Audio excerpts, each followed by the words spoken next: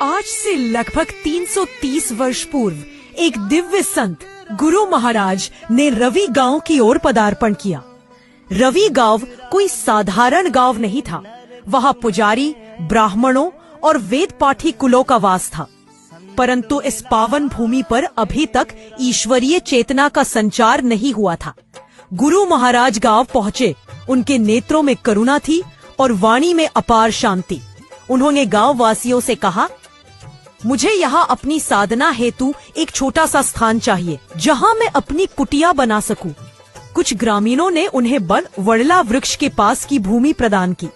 गुरु महाराज ने उस भूमि पर अपनी परिक्रमा करते हुए गोल आकार में कुटिया का स्थान निश्चित किया और वहीं अपना तपोवन स्थापित कर लिया। जिन ग्रामीणों ने उन्हें भूमि दी थी, उनके यहाँ वर्षों से संतान नहीं हो रही थी। गुरु महाराज ने उन परिवारों को वरदान दिया, तुम्हारे 1 के 21 वंशज होंगे। समय बीता और आज उन्हीं कुलों की संतानें सैकड़ों की संख्या में रवि गांव में बसती हैं। गांव वालों के लिए यह पहला चमत्कार था, परंतु यह तो बस शुरुआत थी। एक दिन गुरु महाराज गांव में भिक्षा मांगने निकले। तभी एक ब्राह्मण के घर से करुण चीत्कार सुनाई दी।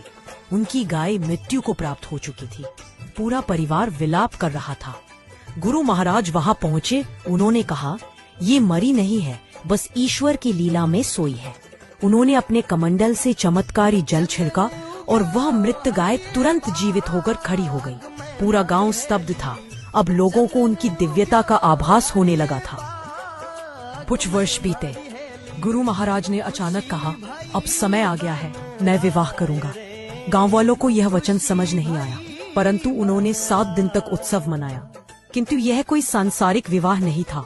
यह तो एक आध्यात्मिक मिलन का संकेत था, आत्मा का परमात्मा में लीन हो जाना। उत्सव के 7वें दिन गुरु महाराज अपने बर के वृक्ष पर चढ़ गए। लोगों ने पूछा, गुरुदेव, आप किस गांव में विवाह करेंगे? गुरु मुस्कुराए, कुछ बोले नहीं। फिर जो हुआ वह कल्पना से परे था। गुरु महाराज वृक्ष की जड़ों पर धीरे धीरे झूलने लगे। गांव वाले देखते ही रह गए।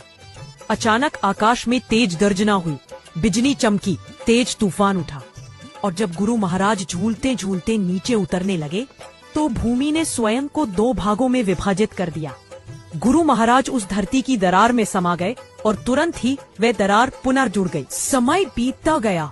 गुरु महाराज की समाधि स्थल पर गांव वालों ने एक पवित्र धाम की स्थापना की, रवि धाम। कहा जाता है कि आज भी संध्या समय वहां के ब्राह्मणों ने आकाश में एक दिव्य ज्योति देखी है, जो उस स्थान की परिक्रमा